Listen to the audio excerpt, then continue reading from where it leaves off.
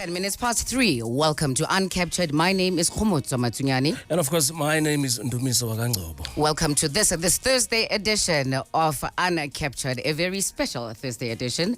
We are invaded by red, by a sea of red. We have the distinct pleasure and honor of speaking with Mr. Julius Malema, who's the leader of the EFF. He will be our guest in the studio for the entire hour. So if you have any questions for us, if you want to contribute to the conversation, 086 00000959. Our WhatsApp line is 0636 880 959. And of course, you can find us on Twitter at KayaFM 95.9, hashtag Kaya Uncaptured with my handle at Mutsomatsu. And of course, mine is at Ndumiso Ngobo. Yes, sir. Good afternoon, Mr. Julius, and welcome to Uncaptured. Thank you for having us. How come you haven't been here before? I don't know. You know why. We certainly have tried.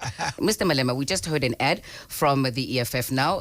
You position yourself as a party for the people, for the poor, with and that you represent those people's interests best. So, of course, you can belong to whatever club you want to belong to. If you want to belong to Razmataz or whatever it is your democratic imperative to do so.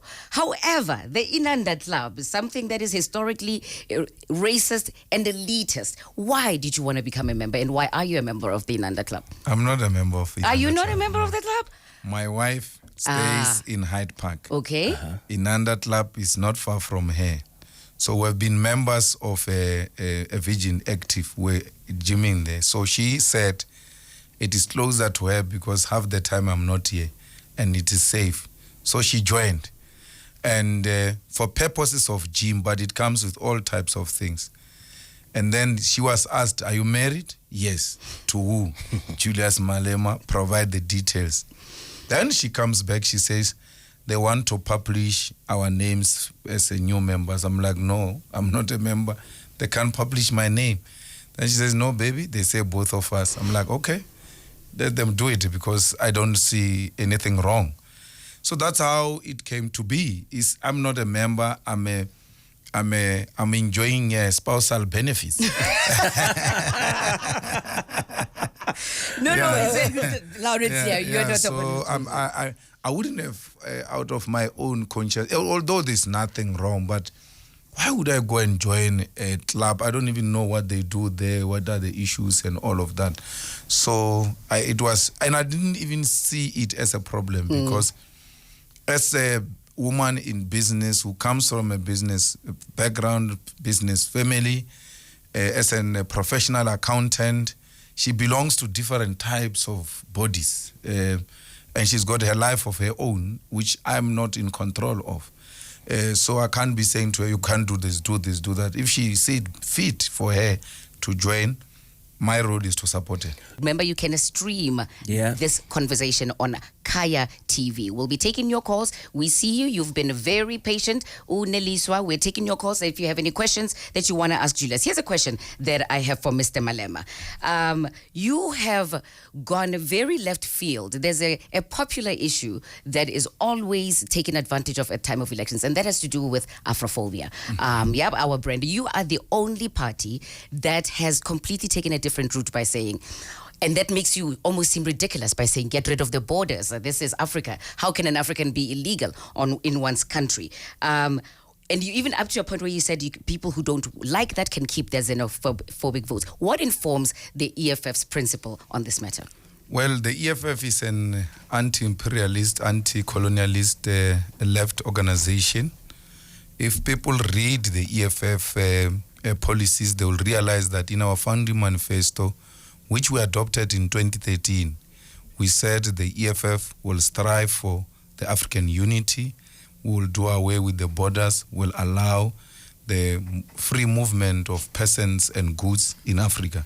So we believe very strongly that Africa is not a continent, it's a country, because these borders were imposed on us by colonizers. And that's how they continue to steal from Africa, through keeping these borders and dividing Africans. One language, one economy, one currency, one people of Africa are a threat to imperialism, are a threat to Europe, are a threat to China. And therefore they know that they can only thrive if Africans are divided. And you know what is even painful is that the imperialist still controls the minds of our people who are saying, no, you want to get rid of the borders and allow these foreigners to come here and commit a crime. But if you look at prisons of South Africa and who is in prison, it's not foreigners. It's our own people. If you look at the people who perpetuate domestic violence, it's people who are known to us. People who rape the young and the old, it's people who are known to us. If there's a problem of drugs, we are now told it's Nigerians. But none of the Nigerians owns a club in these posh places where drugs are being used and exchanged at night.